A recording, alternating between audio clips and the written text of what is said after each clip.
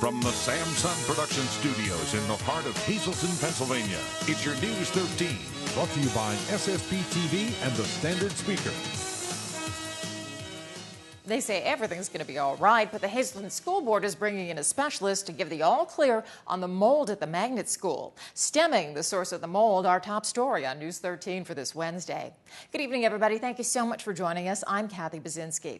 Well, things are still on track for the opening of Hazleton area's new STEM school this fall, despite the ongoing battle with mold. Christina Papa visited the site to find out how things are going and about plans to eliminate the mold permanently. Construction at Hazleton Area School District's future STEM school in Butler Township is underway. Actually, some cabinets got delivered yesterday. They're doing some painting. They're starting the interior finishes. While the construction team hammers away inside, Assistant Facilities Director Ed Szymanski says there's still a lot of work to be done to the outside of the building. They're going to be working on the inside as well as the outside. By early next week, the removal of the brick will start. And remediation of the mold issue is going to also start at that time. Mold was found between the bricks and the interior wall of the building earlier this year. Szymanski and his team will be working to remove all that mold in the next couple of weeks. After we take off the brick, they'll be taking off the sheeting on the wall, removing the insulation, and reversing that process a section at a time, basically one side of the building, the other side, and we get all four sides done. Fixing the mold problem won't be cheap. The district will have to shell out more than $700,000 to remove that mold and repair the exterior wall. But the school will be double checking their work. That's why One Source Safety and Health Inc.'s Harry M. Neal, a hygienist, has been hired to visit the school in late June to make sure all that mold is gone. The mold that was first found in the front of the building underneath the canopy was also found behind brick right behind me. Szymanski hopes that when the hygienist comes to the building, he'll be able to explain where and why that mold was found here at the STEM school building. They're going to be doing verifying the testing and basically verifying that at the end of the day that the building is a 100% clean building. School board member Robert Childs calls One Source Safety and Health a professional and reliable company. He hopes that once the mold is scrubbed out, it won't ever be an issue again. The bricks go back up, and hopefully with appropriate flashing and other accommodations to keep it from ever happening again. Szymanski says construction is still on schedule and the building will be ready to open in late August. Christina Papa, News 13, Butler Township. There were other lingering issues at a special meeting of the Hazleton Area School Board last night. One of them stalled contract talks. The board voted to approve a fact finder's suggestions in contract talks with the district support staff. Negotiations broke down back in April, and the union chose to bring in a fact finder to help find a compromise between the school board and the staff labor union, which includes cafeteria workers and office secretaries. The school board approved the fact finder's recommendations in a 7-1 vote last night. Now, school board members say the labor union needs to approve the recommendations for the agreement to go into effect. We had the fact finder meeting. He filed his report, and the board voted on that today and approved it. So now it would go to the union for their membership to vote on this as well. If they agree to it, then we have a contract with this group.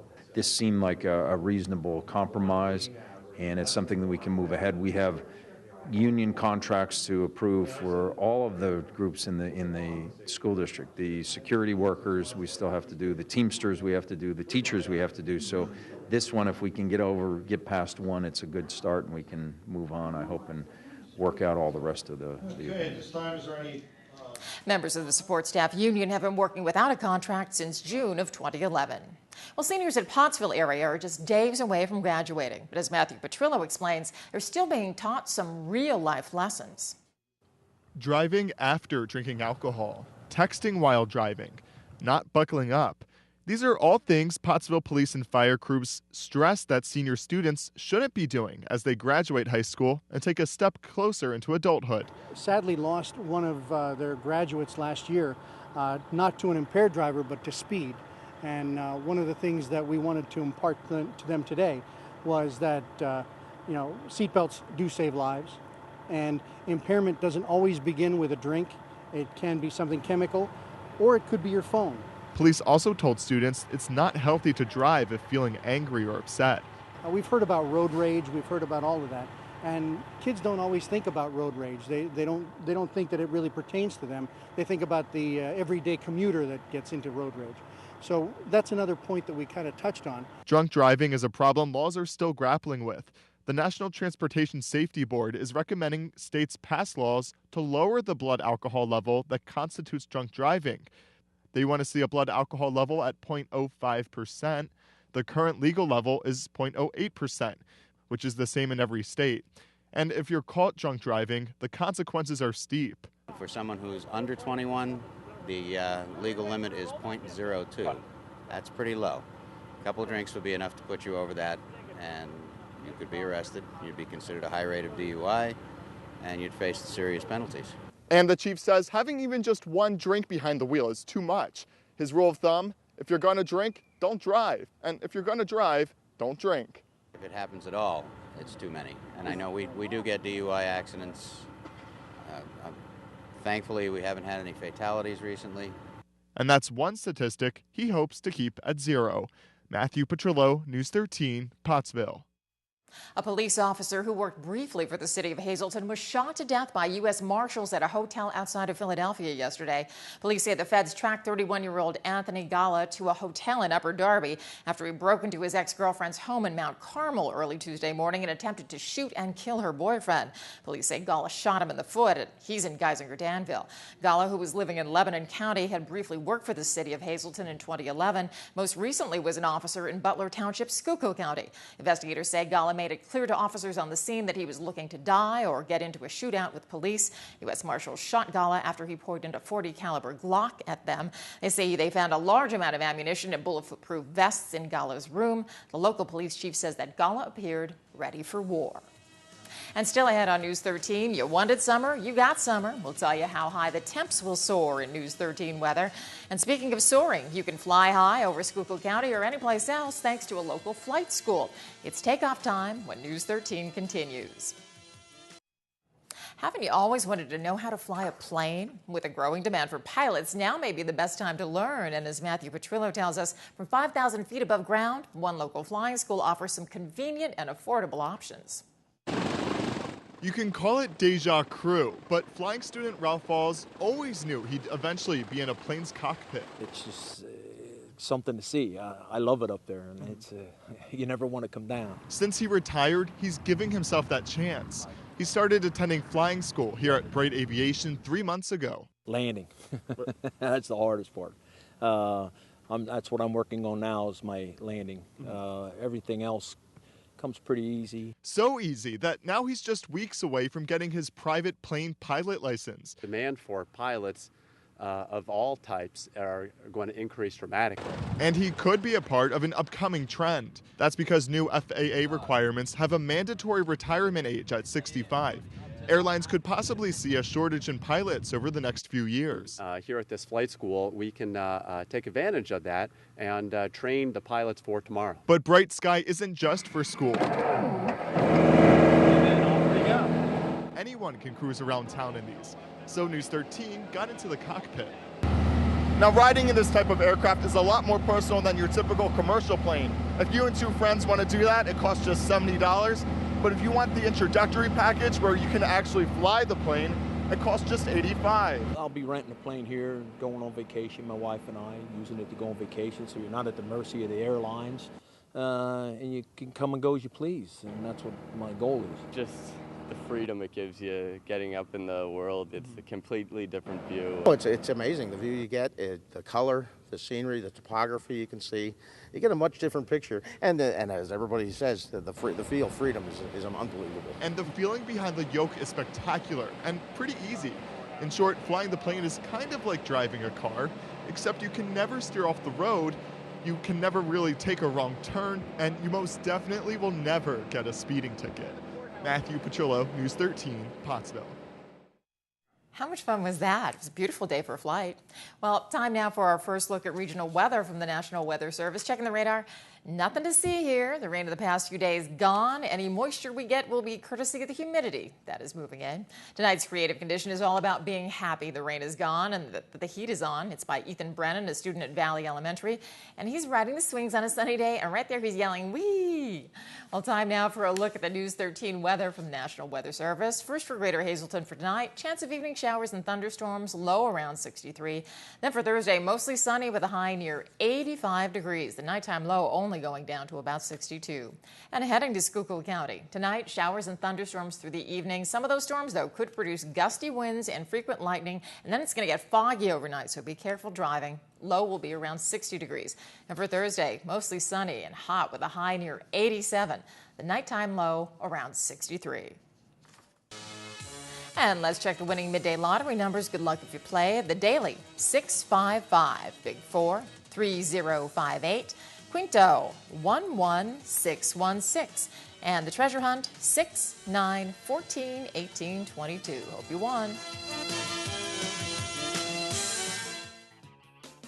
Good evening, everyone, and here's tonight's social news. First tonight, happy birthday to Scott Wallace from Chad, Zoe, and Mom.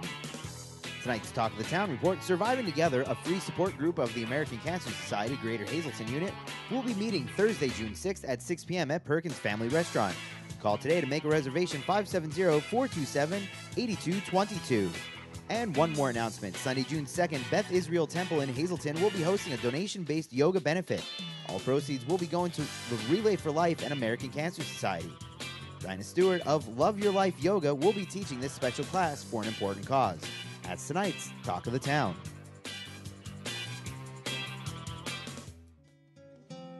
News 13 would like to send sincere condolences to the family and friends of these recently departed. Lucille Schmidt, formerly of Cunningham. Funeral will be held Saturday at 10 a.m. in the St. John Bosco Church. Friends may call Saturday from 9 to 10 a.m. The Harmon Funeral Home assisted the family with the arrangements. Bertha Guntel of Shenandoah, the Lukovitz Orvitzfeld Funeral Home, is in charge of arrangements. Harry F. Klein of Wiggins Patch, the Louis D. Truskowski Funeral Home, is in charge of arrangements. Bernard Mazur of Mahanoy City, funeral is Friday at 10:30 a.m. from the David D. Jarrett Funeral Home. Friends may call Friday at 9:30 a.m. Carol Ruth Yaxima of Hazleton, the McNulty Funeral Home, is in charge of arrangements. And Sandra S. Jackson of Batavia, New York. Memorial service was held today. The graveside service will be held in Tunkhannock. Tonight's obituaries have been brought to you by the Smilax Floral Shop located on 15th Street in Hazleton. Free delivery to all local funeral homes. Call 570-454-0111. And by Mia's, once again, the Hazleton area's #1 rated restaurant. Call 570-501-3410 for information on luncheon packages.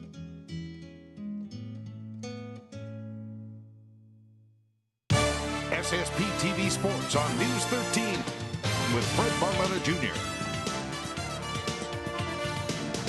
Well, maybe doing the PIAA championships in baseball and softball, but the leagues have gotten together and we're starting to get who some of the all-stars are. Schuylkill League, first one to check in, and no surprise here. North Schuylkill had a great year. Tamaqua, a pretty decent year. They lead the parade with 3 picks on the first team. Let's take a look. There you go. Led by Bo Rotet. You can see the trio of Tamaqua Blue Raiders on there. Brett Kosholik and Matt Roberts as well. Now, North Schuylkill with the division championship, you could take a look. They've got a triumvirate as well. And Pottsville, well, not to be outdone. They're going to put 3 people on there as well, including Eli Nabholz on the mound. And that brings back memories of, about 25 or more years ago.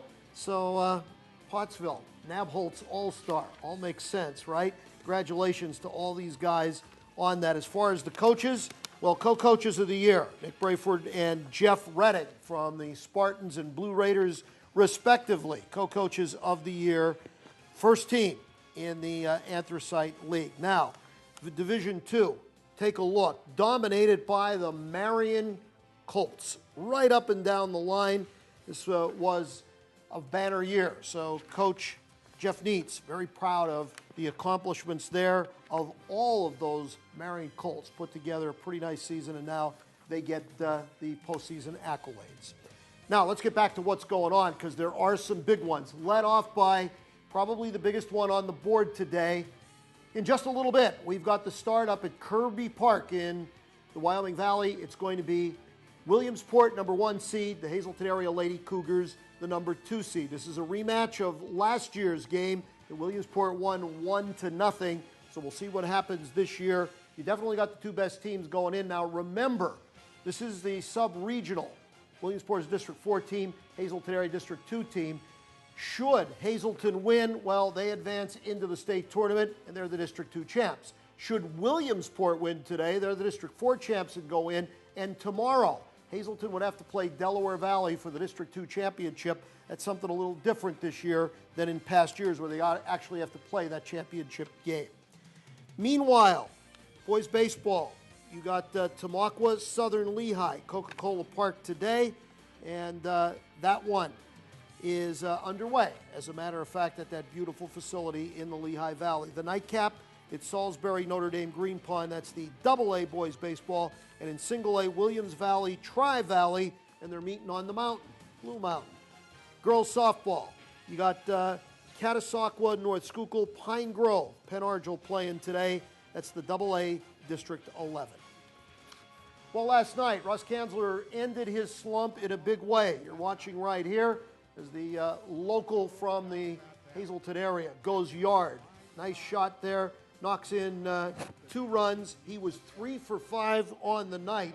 That home run was the granddaddy of them all for him, and they needed it because his Norfolk team, in a slugfest, beats the Rail Riders 10-8. Russ Kanzler back on the beam, we hope. Rained out the Lehigh Valley Iron Pigs in Rochester, so that becomes part of a doubleheader today. You could see it on the schedule. As far as Major League Baseball, all of these teams, they're just flipping now. Yankees are hosting the Mets, Phil's with the Red Sox, Pittsburgh, Detroit, and Tampa Bay goes to Miami. And as far as the American Hockey League, you got that Syracuse, Scranton, Wilkes-Barre battle that's ready to take place as well. Now don't forget, this is the weekend where first of 2 going up to Pocono. NASCAR will be in town. Everybody getting excited. Our Mike Madry was up there to start getting a look at things, and he liked what he saw. These 2 days aren't necessarily about finding the perfect setup while we're here. It's more of trying to make changes and gather the data of what it does and why it does it, and then letting these guys go back to the shop. Yeah, we're just whetting your appetite there. Michael will have a full report on that tomorrow. It's getting close to NASCAR Sunday, and it's always exciting around here when that happens. News 13 Sports is sponsored by Sand Springs, featuring a world-class golf course as well as celebrations, the area's most luxurious banquet and wedding facility. Well, it's a fun night for a great cause. A local family has been giving back to the community in their son's honor for 13 years now. Christina Papa spoke with the Van Blargen family today to find out more about the night at the races to benefit Helping Hands. Cleet's life was changed forever the night his son, Kevin Van Blargen, was killed in a car accident. He was coming home from delivering, we had a family chip business, and he was delivering chips in the Jim Thorpe area. And there was a storm that came up, and he hit a patch of leaves and slid off the road. Kevin Van Blargen was just 17 and a senior at Bishop Hafey when he passed away. Today, Kevin's father remembers his son as a compassionate, giving person. He just loved being around people. He was loved being around his friends and family, and he would, as a person, he would do anything for anybody. That's why every year Cleet gives back to the community in his son's honor. This is a night at the races. It's a memory of my son, Kevin. He was just a great kid and loved helping people out. That's why we do this for Helping Hands. Cleet first started Night at the Races back in 2000 with the support of Helping Hands. He says he looks forward to the Night of Fun every year. It's a very fun night and great food. It's just a good time. Helping Hands' Mary Beth Cook says folks come out in droves for this event, and she's grateful to the Van Blargen family for reaching out and giving back. I am so touched and honored to have his memory be a part of Helping Hands, because I'm just very moved by the whole thing. Cleet hopes to raise thousands of dollars for Helping Hands, which gives back to the kids in the community. But every year, the family also donates some of the money to another organization in the area. Most of the proceeds go to Helping Hands. $1,000 goes to a local Boy Scout troop. We always pick one other charity to give it to. Cleet and his family are inviting the entire community to Helping Hands Night at the Races, which will happen this Saturday, June 8th at the Elks Lodge of Hazleton. Doors open at 6:30 and races begin at 7 p.m. Christina Papa, News 13, Hazleton. It's a great effort for a great cause, so please come out for that. Plenty more news and information headed your way on News 13. The latest on a former police officer who once worked in our area who was shot in a standoff by federal marshals. That story and much more news when the 13 crew comes right back.